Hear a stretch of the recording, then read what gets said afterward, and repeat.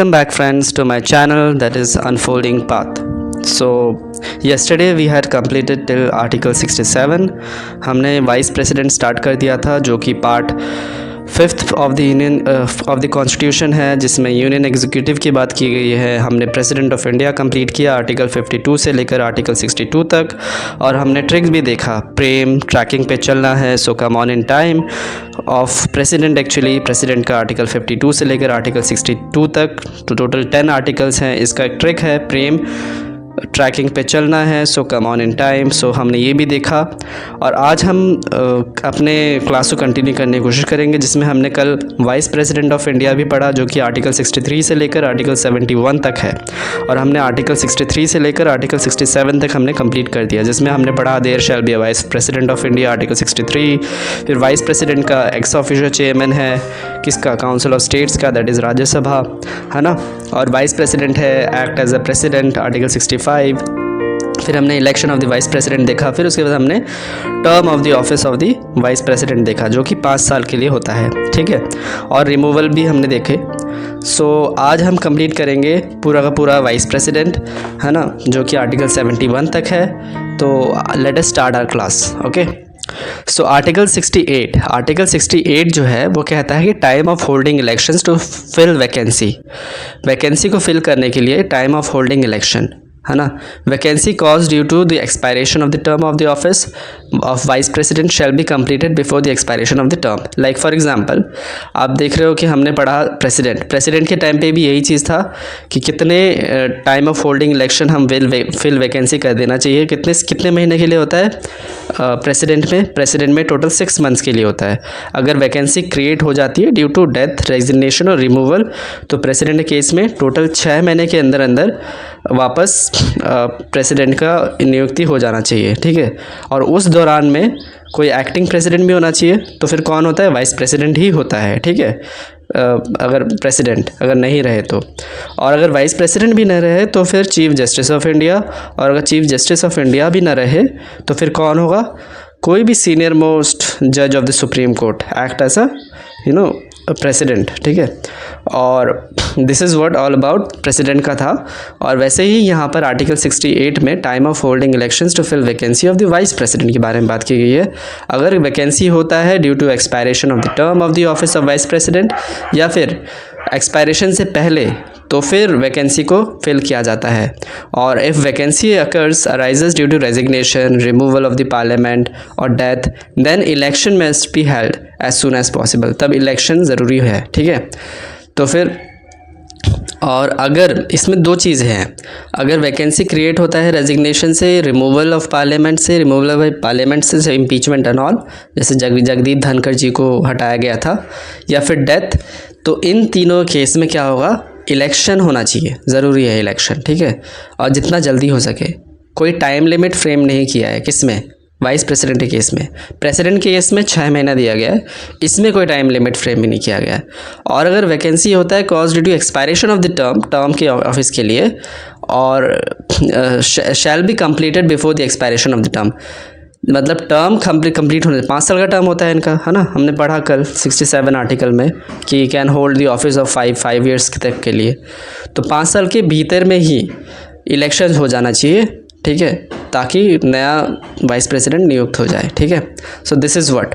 अब आता है आर्टिकल 69, और ये बहुत इंपॉर्टेंट है कि इसमें कोई टाइम लिमिट फ्रेम नहीं किया गया है वाइस प्रेसिडेंट के केस में, बट प्रेसिडेंट केस में 6 मंथ दिया गया है, राइट।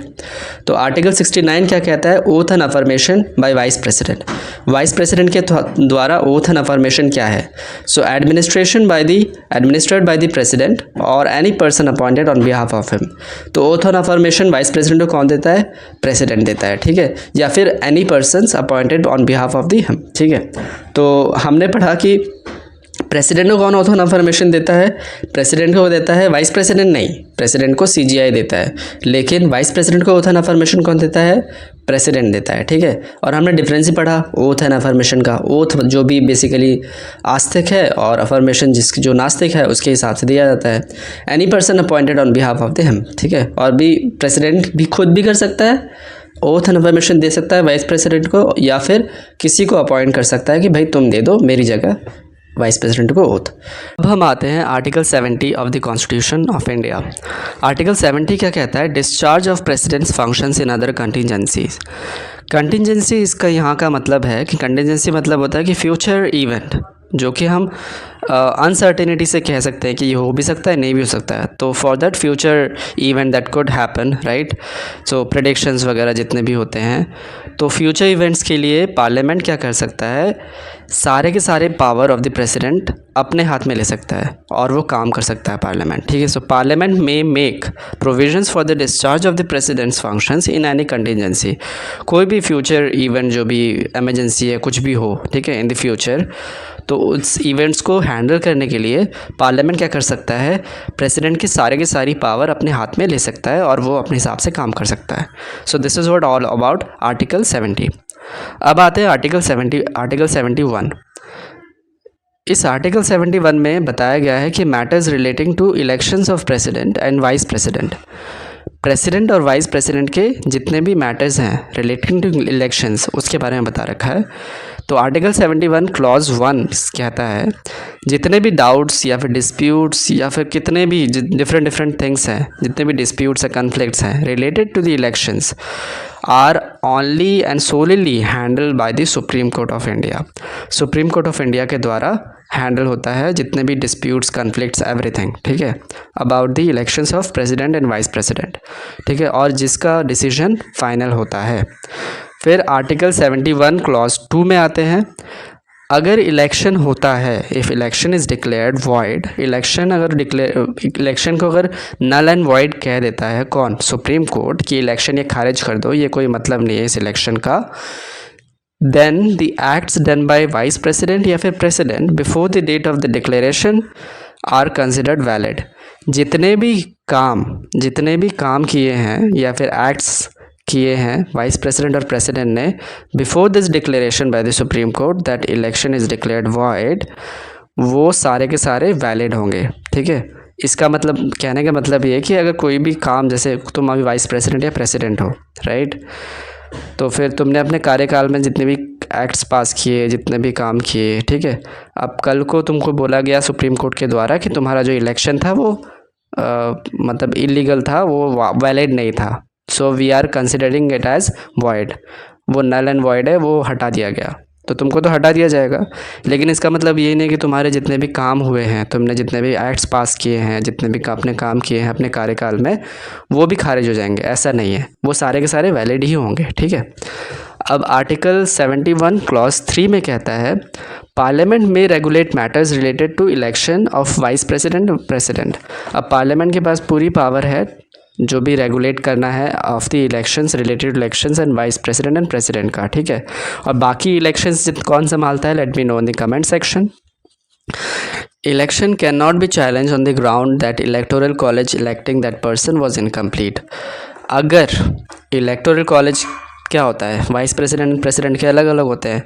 प्रेसिडेंट के इलेक्टोरल कॉलेज में नॉमिनेटेड मेंबर्स नहीं होते हैं, राज्यसभा प्लस लोकसभा दोनों के elected members and state legislature के भी इलेक्टेड मेंबर्स, ठीक है, and debarring from the nominated members नहीं होते हैं। ये होता है electoral college of president. Electoral college of vice president क्या होता है? जितने भी पार्लियामेंट के मेंबर्स हैं, ठीक है, लाइक जितने भी एमपीज़ हैं, even including the nominated members, वो वाइस प्रेसिडेंट होते हैं, but debarring the state legislature and all, वो सब नहीं आते हैं, ठीक है। तो दोनों के जितने भी इलेक्टोरल कॉलेज है, आप इसलिए इस चीज़ को खारिज नहीं कर सकते, चैलेंज नहीं कर सकते इलेक्शन को कि वो लोग, उनकी स्ट्रेंथ, जितने भी वोट दे रहे हैं इलेक्टोरल कॉलेज में, उनकी स्ट्रेंथ का इनकम्प्लीट है, ये आप चैलेंज नहीं कर सकते कोर्ट में, ठीक है। So election can not be challenged on the ground that electoral college electing that person was incomplete। So for today's lecture, this is much, and I hope you are liking these lectures, so please like, share and subscribe, and we will continue with our article 72 and other different cases that we will look after it, so in the next class. I hope you are liking these classes. So with this article 71 we have completed our vice president of India, and in the next class we will start with what we will just look look after the Prime Minister and Council of Ministers. Okay, so I hope you are liking these classes. Bye bye.